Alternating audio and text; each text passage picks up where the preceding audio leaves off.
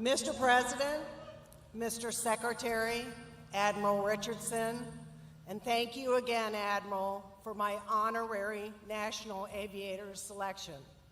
Officers and crew of the USS Gerald R. Ford, Mike Petters, Matt Mulheron, Jennifer Dunn, and my fellow Newport News shipbuilders, distinguished guests, and ladies and gentlemen, welcome.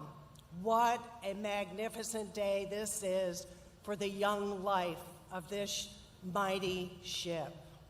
Mr. President, you have spoken passionately about America's greatness, and there are no finer examples of that greatness than the two groups that are before you here today. The crew of the USS Gerald R. Ford and the Newport News shipbuilders. Hopefully, we will all be together in Norfolk this summer to commission this ship. And let me add a special thank you to the Navy leaders for your continuing efforts to find a solution to Pier 11 dilemma. And for the commissioning, thank you very much. To my fellow Newport News shipbuilders, this is my 17th visit to our ship. Your patriotic commitment to excellence is reflected in every rivet and every bolt. Therefore, I am very proud to say, as Dad most certainly would be, congratulations, fellow shipbuilders, and thank you. I'm reminded of a speech that Dad gave in Norfolk, May 3rd of 1975. That day, my dad commissioned the new aircraft carrier, the USS Nimitz.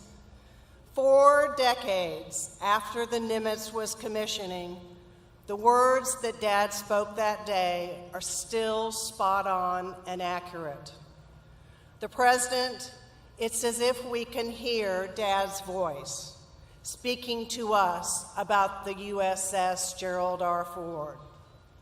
Quote, "I see this great ship as a symbol of the United States, of our immense resources and skilled workers and our boundless energy and our military strength. Wherever this ship flies her flag, she will be a symbol of the United States' strength, made in America and operated by Americans." Whether her mission is one of defense, diplomacy, or humanity, this aircraft carrier will command awe and admiration from some, caution from others, and respect from all. End quote. So, ladies and gentlemen, to those who threaten our homeland or our liberties, let the word go forth.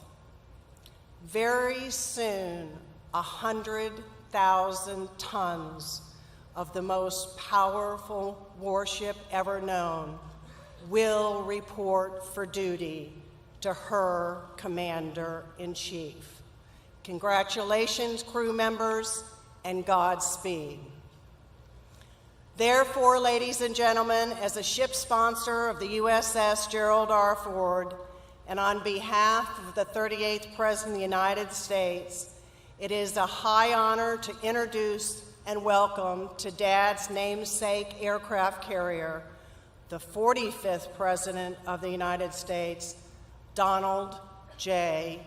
Trump. Thank you. Thank you very much. What an honor. You know, they just gave me this beautiful jacket. They said, "Here, Mr. President, please take this home." I said, "Let me wear it." And then they gave me the beautiful hat. And I said, you know, maybe I'll do that. We have a great Make America Great Again hat, but I say this is a special day we're wearing this, right? So I have no idea how it looks, but I think it looks good. It's a great looking hat. Just like this is a great looking ship. Thank you. I'm privileged to stand here today with the incredible men and women of the United States Navy. American sailors are the best war-fighting sailors anywhere in the world, and it's not even close. And Susan, I am so glad you could be with us. I know how hard you work, 17 visits, and she wanted things done right, I will tell you. They told me she wanted this one done right in honor of both of her parents, who were great, great people. And we wanted to introduce this beautiful vessel to the American people, and I wanted to be here. I wanted to be with you. So, Susan, and to your family, unbelievable job. Unbelievable. The soon-to-be commissioned Gerald R. Ford, USS. What a place. It really feels like a place. You stand on that deck, and you feel like you're standing on a very big piece of land, but this is better than land. It'll not only be a great symbol of American strength, but a great legacy for your father and our former president, Gerald Ford. President Ford was a Navy man. By the way, he was also a great athlete, for those of you that didn't know. He saw action in the South Pacific during World War II. He served this country with honor in the military, in Congress, and in the White House. The proud dignity of this ship is a fitting tribute to Gerald Ford, the man and the president. Congratulations to all of the men and women who helped build it. This is American craftsmanship at its biggest, at its best, at its finest. American workers are the greatest anywhere in the world. This warship and all who serve on it should be a source of shared pride for our nation. We're joined today, better believe it, right? We are joined today by General Mattis, now Secretary Mattis, who will be charged with overseeing this great rebuilding of our military might. We will give the men and women of America's armed services the resources you need to keep us safe. We will have the finest equipment in the world, planes, ships, and everything else. We are going to have, very soon, the finest equipment in the world. We will give our military the tools you need to prevent war and, if required, to fight war and only do one thing. You know what that is? Win. Win. We're going to start winning again. Admiral John Richardson, Chief of Naval Operations, is with us today as well. Great gentleman. Admiral, we're going to ensure our Navy has the resources, personnel, training, and equipment, the kind of equipment that you need. So congratulations, Admiral, and a lot more is coming. Let me congratulate Captain Richard McCormick, Commanding Officer of the Gerald R. Ford. This ship will make an extraordinary addition to the fleet, like no other. Anywhere in the world, there's nothing like this. It represents the future of naval aviation. I have no greater privilege than to serve as your Commander-in-Chief and the Commander-in-Chief of the men and women of the United States military. Great people. Great, great people. I salute you, and I salute our sailors. I will always support you and your mission. I will never, ever let you down. And I also have to recognize Mike Petters, President and CEO of Huntington Ingalls Industries, along with Matt Mulheron, President of Newport News Shipbuilding. They won't let you down either. They're not going to let you down either. To those who serve our nation in uniform, and to those who build the instruments of our defense, I thank you on behalf of our nation. I agree.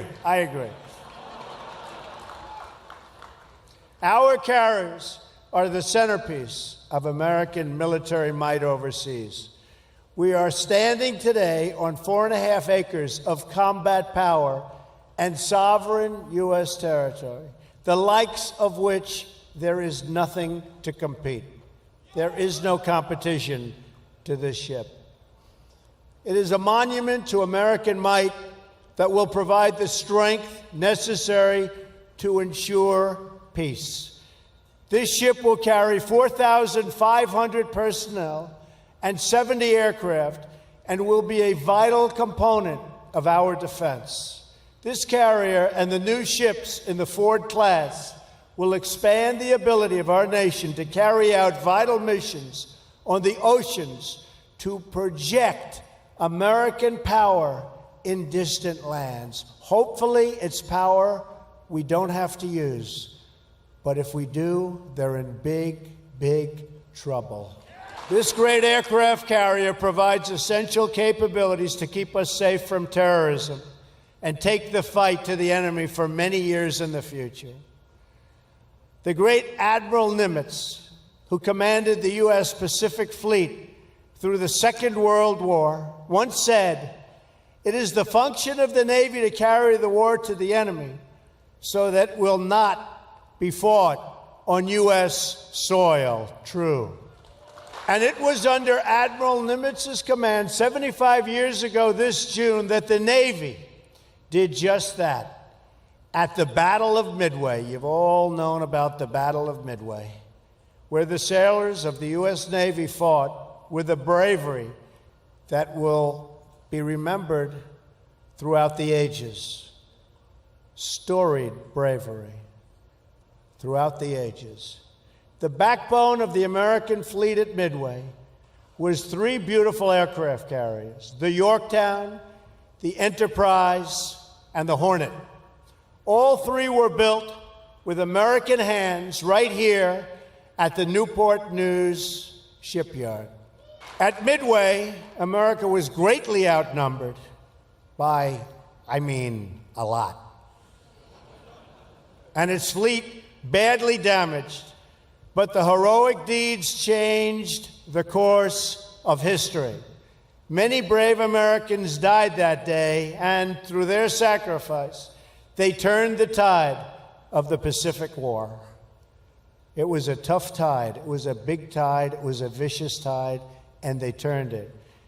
Countless other Americans in that war, some of them parents and grandparents to people in this room today, came home thanks to their very heroic deeds. The sailors at Midway are part of a long line of American heroes, an unbroken chain of patriots from each generation to the next, who rose to defend our flag and our freedom. That legacy continues today as American warriors protect our people from the threat of terrorism. On Tuesday, in my address to a joint session of Congress, I asked Congress to eliminate the defense sequester and to support my request for a great rebuilding of the United States military and the United States Navy. After years of endless budget cuts that have impaired our defenses, I am calling for one of the largest defense spending increases in history. And by eliminating the sequester and the uncertainty it creates, we will make it easier for the Navy to plan for the future and thus to control costs and get the best deals for the taxpayer, which of course is very important, right? Got to get a good deal. We don't make a good deal, we're not doing our job. The same boat for less money, the same ship for less money, the same airplanes for less money. That's what we're doing. That's what we're doing. It means we're going to get more of them, and we can use them.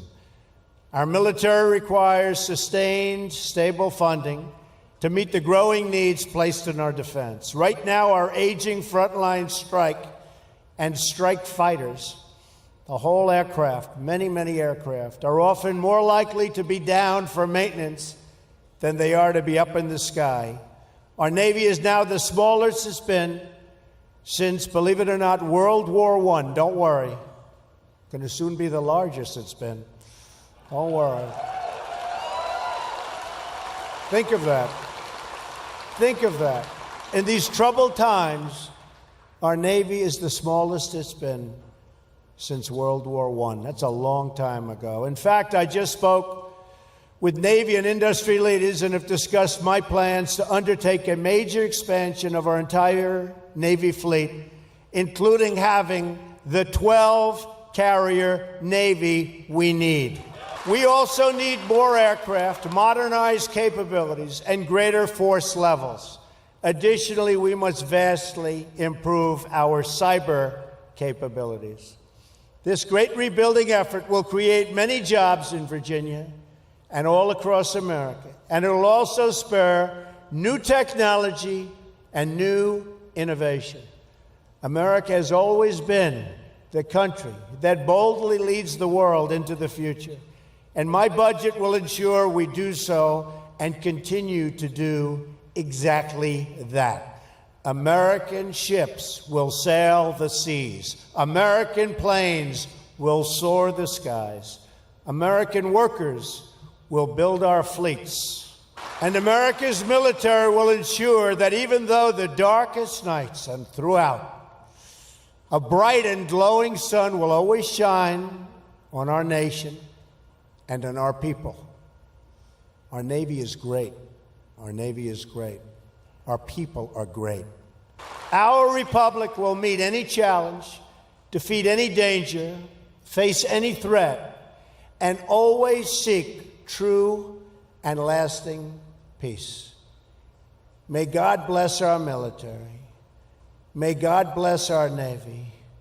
May God bless the wonderful Gerald Ford family. And may God continue to bless the United States of America. Thank you very much.